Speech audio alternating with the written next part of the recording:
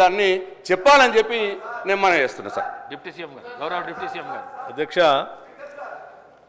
గౌరవ సభ్యులు సాధ్యమైనంత వరకు సభను తప్పుదోవ పట్టించడం కోసమే ప్రయత్నం చేస్తూ ఉన్నారు. పదే పదే సరే హరీష్ రావు గారు చెప్పారంటే రాజకీయం కోసం చెప్తా ఉన్నారు అనుకోవచ్చు.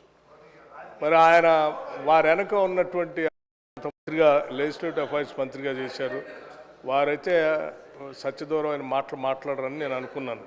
కానీ వారు కూడా అట్లాగే చెప్తా ఉన్నారు. అధ్యక్ష, చాలా పెండింగ్లు ఉన్నాయి. మీరు 1,00,000 కోట్లు అప్పు చేశారు, మీరు 1,00,000 కోట్లు అప్పు చేసి బిల్లులు క్లియర్ చేయట్లేదు అంటున్నారు. 1,00,000 కోట్లు మేము చేయలేను. నేను చెప్పేది వినండి. మీ మీద గౌరవంతోనే చెప్తా ఉన్నాను. మీరు అడిగారు కాబట్టి అన్నీ చెప్తాను, లేకపోతే చెప్పేవాడిని కూడా. 1,00,000 కోట్లు మేము చేయలేదు అధ్యక్ష. మళ్ళీ ఒకసారి చెప్తా ఉన్నాను క్లియర్గా. 52,000 కోట్లు మాత్రమే ఈ ప్రభుత్వం అప్పు చేసింది. దాంట్లో 66,000 కోట్లు వీరు చేసిన అప్పు వడ్డీ కట్టడానికే తీర్చాము అధ్యక్ష. వీరు చేసిన అప్పుకి ప్రిన్సిపల్ అమౌంట్, వారు తీసుకొచ్చిన అప్పు ప్రిన్సిపల్ అమౌంట్కి ఆ వడ్డీకి కలిపి 66,000 కోట్లు మేము ఈ 10-11 నెలల్లో కట్టాము అధ్యక్ష. ఒకసారి ఆలోచన చేయండి. ఈ రాష్ట్ర విభజన జరిగినప్పుడు సంవత్సరం మొత్తానికి అప్పులు, ప్రిన్సిపల్ అమౌంట్, లేకపోతే ఇంట్రెస్ట్ అన్నీ కలిపి సంవత్సరం మొత్తానికి 6,400 కోట్లే ఎంత ఉండే కట్టడానికి. అటువంటిది ఈ 11 నెలల్లో ఈ 10 ఏళ్ళు వీళ్ళ పరిపాలన వలన సంవత్సరానికి 6,400 కోట్లు కట్టేదాన్ని మేము 66,000 కోట్లు బ్యాంకులు కట్టాల్సిన పరిస్థితి దుస్థితి తీసుకొచ్చారు అధ్యక్ష. వీళ్ళు మళ్ళీ ఇప్పుడు నీ సూత్రాలు మాట్లాడుతూ ఉన్నారు అధ్యక్ష. ఏం చేయాలా? ఇంకా ఇన్ని సత్యదూరమైన మాటలు మాట్లాడితే ఎట్లా? ఇంకో మాట చెప్తా ఉన్నారు అధ్యక్ష. చాలా బిల్లులు పెండింగ్ ఉన్నాయి. ఎస్, బిల్లులు ఎవరు పెండింగ్ పెట్టిపోయారు అధ్యక్ష? ఒకటా రెండా అధ్యక్ష? 40,000 కోట్ల రూపాయలు, 40,000 కోట్ల రూపాయలు పెండింగ్ పెట్టిపోతే మీరు తెచ్చిన అప్పులకి వడ్డీ అసలు 66,000 కోట్లు ఆ అప్పుకి డబ్బులు కడుతూ మీరు ఈ పెట్టిపోయిన 40,000 కోట్ల బిల్లులు పెండింగ్ కూడా డబ్బులు కట్టుకుంటూ వస్తూ ఉన్నాం. అర్థమైంది? ఆ అప్పు వడ్డీ 66,000 కోట్లు ఆడగట్టాము. ఇక్కడ అధ్యక్ష ఈ 66,000 కోట్లు ఆడ బ్యాంక్ కడుతూనే వీళ్ళు పెండింగ్ బకాయిలు పెండింగ్ బిల్స్ ఉన్నాయి. వాటికి ఇప్పటికీ 14,000 కోట్ల రూపాయలు ఆ బిల్లులు కూడా తీర్చుకుంటూ వస్తున్నాం ఒకదాని తర్వాత. 40,000 కోట్ల నుంచి 28,000 కోట్లు తీసుకొచ్చాం దాన్ని. మీరు 10 ఏళ్ళు మురగబెట్టిపోతే 11 నెలల్లో మేమంత క్లియర్ చేసుకుంటూ వస్తూ ఉన్నాం. ఇది ఎవరైనా రాష్ట్ర ప్రయోజనాల గురించి ఆలోచన చేసేవాళ్ళు ఎవడైనా ఆలోచన చేస్తారు అధ్యక్ష. అట్లాగే అధ్యక్ష ఈ ఎఫ్ఆర్బిఎం వాటి గురించి అధ్యక్ష, సివిల్ సప్లైస్ కూడా అధ్యక్ష చివరికి ప్రతి గింజ మేము డబ్బులు పెట్టుకుంటున్నాం అని చెప్పుకుంటూ వచ్చారు వీళ్ళు. లేదా అధ్యక్ష, సివిల్ సప్లైస్ బకాయిలు కూడా 18,000 కోట్లు బకాయిలు పెట్టిపోయారు. పాపం మా మంత్రి గారు ఉత్తమ్ కుమార్ రెడ్డి గారు వచ్చిన దగ్గర నుంచి ఆ సివిల్ సప్లైస్లో బకాయిలు ఎట్లా తీర్చాలా, అక్కడ వీళ్ళు కనీసం బ్యాంక్ గ్యారంటీ కూడా లేకుండా తీసుకోకుండా కొన్ని వేల కోట్ల రూపాయల ప్రజలకు సంబంధించిన ప్యాడీని ఆడ ఆ మిల్లర్ల దగ్గర పెట్టిపోతే ఆడబడితే ఆడ పెట్టిపోయారు అధ్యక్ష. దాన్ని క్లియర్ చేయలేదు, అమ్మలేదు, లేకపోతే ఎఫ్సీఐకి లేదు, లేకపోతే ఆ డబ్బులు మళ్ళీ సివిల్ సప్లైస్ ద్వారా రియలైజ్ చేసేయలేదు. పాపం మా ఉత్తమ్ కుమార్ రెడ్డి గారు వచ్చిన దగ్గర నుంచి రోజువారీ దాని మీద కంటిన్యూస్గా రివ్యూ చేసుకుంటూ ఇప్పటికీ దాంట్లో రియలైజేషను ఆ బకాయిలు అక్కడి నుంచి ఇక్కడి నుంచి రావాల్సిన 11,000 తీసుకొచ్చారు. అక్కడ మీరు వదిలేసిపోయినటువంటి ఆ ప్యాడీని వారు ఆక్షన్ చేసి రాష్ట్రానికి ఆదాయం తీసుకొస్తూ ఉన్నారు. ఆ సివిల్ సప్లైస్ కూడా గాలికి వదిలేసిపోతే వారిని దాన్ని ప్రక్షాళన చేసి స్ట్రీమ్లైన్ చేసి ఇవాళ ఈ రాష్ట్రంలో పండిన ప్రతి గింజని కొనటమే కాదు అధ్యక్ష, కొన్నదానికి 3 రోజుల్లోనే డబ్బులు ఇస్తూ ఉన్నారు వారు. ఎవడైనా ఇచ్చారా మీరు మీ జీవితంలో 10 ఏళ్లలో? అవునండి 1 minute. కొనుగోలు చేస్తే అధ్యక్ష కొనుగోలు వాళ్ళు చెప్పిన లెక్కల అదే కార్పొరేషన్స్ గురించి కూడా చెప్పారు వాళ్ళు. అందుకే అన్న అదే కార్పొరేషన్ ఎప్పుడైనా వాళ్ళ జీవితంలో 3 రోజుల్లో డబ్బులు ఇచ్చారు అధ్యక్ష. అరే పాపం వాళ్ళు కళ్ళాల్లో కొనుగోలు చేసి మిల్లు పోతే డబ్బులు రాక నెలల తరబడి తిరిగేటువంటి రోజులు మేము చూసాం. ఇవాళ కొనుగోలు చేయటం ఒకటే కాదు అధ్యక్ష, వాళ్ళ డబ్బులు ఇటమే కాదు, చివరికి సన్నాలకి క్వింటాకి 500 రూపాయలు ఇస్తా ఉన్నారు. ఆ 500 కూడా 3 రోజుల్లో ఇస్తా ఉన్నారు. నాకు నిన్న అధ్యక్ష మా ఊరు నుంచి చిట్టిబాబు అని ఒక రైతు నాకు మెసేజ్ పెట్టాడు అధ్యక్ష.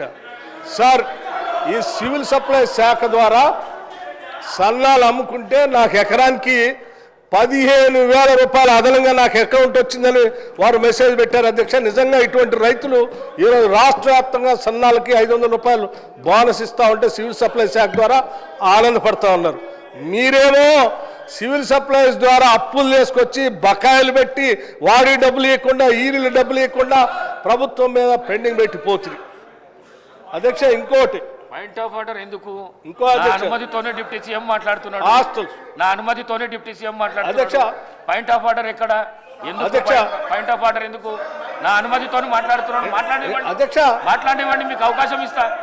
మాట్లాడి ఎనర్జీ శాఖ ఉచితంగా ఇచ్చేటువంటి ఎనర్జీ శాఖ అధ్యక్ష మాట్లాడితే ఆనాడు కాంగ్రెస్ ప్రభుత్వ హయాంలో ఈ రాష్ట్రంలో రైతులందరికీ ఉచిత కరెంట్ ఇవ్వాలని చెప్పి ఆలోచనతో 2004లో మా ప్రభుత్వం కాంగ్రెస్ ప్రభుత్వం అధికారం రాగాలనే ఉచిత కరెంట్ ఇచ్చి పేటెంట్తో వాళ్ళంతా మేము ఎప్పటికప్పుడు డబ్బులు కట్టుకుంటూ ఆ ప్రభుత్వాలు వస్తే వీళ్ళేం చేశారు అధ్యక్ష?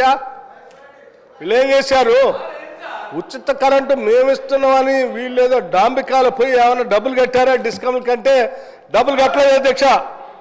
వాళ్ళకు 18,000 కోట్లు బకాయిలు పెట్టిపోయారు.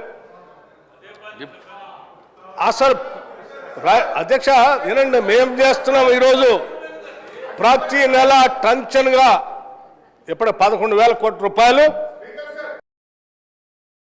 ఎనర్జీ శాఖకు సంబంధించి రైతులకు ఇచ్చే సబ్సిడీ డబ్బులు మేము కట్టాం. అంతేకాదు ఉచితంగా మేము ఇచ్చాము. రైతులు పంట బండి ఉచితంగా యాడిచ్చారు? మీరు ఇచ్చారా? ఇవ్వటం అంటే మీరు డబ్బులు కడితే కదా ప్రభుత్వం నుంచి, ఇవ్వలేదు కదా ఉచితంగా. ఆ పెండింగ్ పెట్టి మా మీద పెట్టిపోయారు. వచ్చిన తర్వాత మళ్ళీ మేమే కట్టాం. అంటే మీ 10 ఏళ్ళు ఉచితంగా కరెంట్ అని చెప్పిన దాన్ని కూడా మేమే బిల్లులు కడతా ఉన్నాం. అంటే మేము ఇచ్చినట్టే అది కూడా. ఇవాళ కూడా మేము ప్రతి నెల వాళ్ళ డబ్బులు కడతా ఉన్నాం, ఎక్కడ పెండింగ్ ఉంచట్లేదు. అంతేకాదు అధ్యక్ష, రైతులతో పాటు ఉచితంగా 200 యూనిట్లు ఇస్తామని చెప్పి వాళ్ళకు కూడా ప్రతి నెల డబ్బులు కట్టుకుంటూ వెళ్ళిపోతా ఉన్నాం అధ్యక్ష. అదొక్కటే కాదు, ఇండస్ట్రీకి 3,000 కోట్లు బకాయిలు పెట్టిపోయారు. బకాయిలు అన్నారు కదా, నేను చెప్తా ఉన్నాను, మీరు ఇండస్ట్రీకి బకాయిలు పెట్టిపోయారు అధ్యక్ష. చివరికి విద్యార్థులు తినేటువంటి రెసిడెన్షియల్ స్కూల్స్లో ఉన్న హాస్టల్ బిల్స్ కూడా అధ్యక్ష, భోజనాలు పెట్టేదానికి కూడా బకాయిలు పెట్టిపోయారు, డబ్బులు ఇవ్వలేదు. పోనేమన్నా అది భారమైంది ఇవ్వలేకపోయినట్టు అది కాదు అధ్యక్ష. 10 ఏళ్ళు రాష్ట్రంలో అన్ని రకాల ధరలు పెరిగినప్పుడు కూడా కాంట్రాక్టులకి వాళ్ళకి మాత్రం ప్రతి సంవత్సరం లెక్క కట్టి ఆ ఎస్కలేషన్ రేట్లు ఇచ్చారు అధ్యక్ష. కానీ మధ్యాహ్నం పూట పేదవాళ్ళు తినడానికి వచ్చేదాని లెక్కలు మాత్రం ఈ 10 ఏళ్ళు ఎప్పుడు లెక్కలు కట్టలే.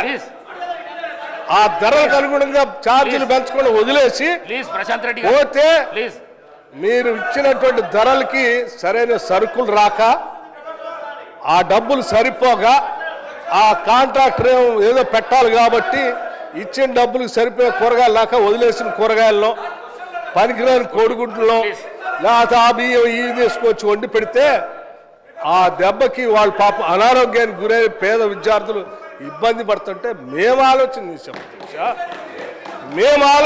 అసలు ఎందుకు ఈ సమస్యకు మూలం అంటే డబ్బులు సరిపోక కూరగాయలు అయ్యి ముక్కిపోయిన ఇస్తున్నారని రేటు 40% ఒకటేసారి 40% పెంచడం,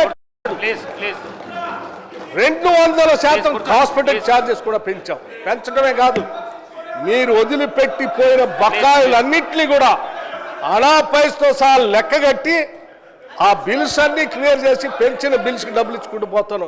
ఇది అధ్యక్ష మాకున్న నిబద్ధత. పెండింగ్ బిల్లులట వాళ్ళట చెప్తా ఉన్నారు. ఎట్లా అధ్యక్ష? 40,000 కోట్ల రూపాయలు పెండింగ్ బిల్లులు పెట్టిపోయి మళ్ళీ తిరిగి వచ్చి తగుదనమ్మా అని ఆడ కూర్చొని మాట్లాడుతూ ఉన్నారు. సరే, అది హరీష్ రావు గారు మాట్లాడారంటే ఐ కెన్ అండర్స్టాండ్. ఎందుకంటే వారికి ఎప్పుడు నిజం చెప్పే అలవాట్లేదు. వారు ఎప్పుడు అవాస్తవాల్ని, సత్యదూరమైన మాటల్ని, ప్రజల్ని రాజకీయం కోసం అన్ని మాట్లాడతారు. కాబట్టి సరే, వారు రాజకీయ లబ్ధి కోసం మాట్లాడుతున్నారులే అనుకున్నా. లెజిస్లేటివ్ అఫైర్స్ మినిస్టర్గా పనిచేశారు అధ్యక్ష ప్రశాంత్ రెడ్డి గారు. వారు ఎప్పుడు అట్లా మాట్లాడరు, వారు కూడా మాట్లాడుతున్నారు. వారు వెనక కూర్చొని మీరు కూడా ఎందుకు అధ్యక్ష అట్లా తయారవుతారు? అట్లా మాట్లాడబాకండి అధ్యక్ష. ఇది వాస్తవాలు మాట్లాడుకోవాలి, ప్రజలకు వాస్తవాలు తెలియాలి. వారు అడిగారు, రైట్, 7,11,000 మేము అప్పు చేయలేదు, మీరు అబద్ధం చెప్తున్నారు, దానిపైన మేము వాస్తవాలు చెప్పాలంటే ఎస్, ఆ రోజు మేము వైట్ పేపర్ పెట్టి చూపించాం. అయినా మీకు ఇంకా సరిపోలేదు, మళ్ళీ చూపించాలంటే మళ్ళీ చూపిస్తాం అధ్యక్ష. మాకేం అభ్యంతరం లేదు. రూపాయితో సహా లెక్కగట్టి దాన్ని సభకి, ప్రజలకు, మాకు కూడా చెప్పాలని అనుకుంటున్నాం. మీరు అడిగారు, చాలా సంతోషం అధ్యక్ష. మళ్ళీ ఏదైనా వేరే ఫామ్లో రమ్మని చెప్పండి, 100% తీసుకొని వస్తాం అధ్యక్ష. నమస్కారం, thank you. Palla Rajeshwara Reddy garu, no point of order, no point of order in question hour, please please. Sir నమస్కారం sir, thank you for giving this opportunity. Prashanth Reddy garu, sir point of order. Sir Harish Rao garu, no point of order in question hour, please కూర్చోండి.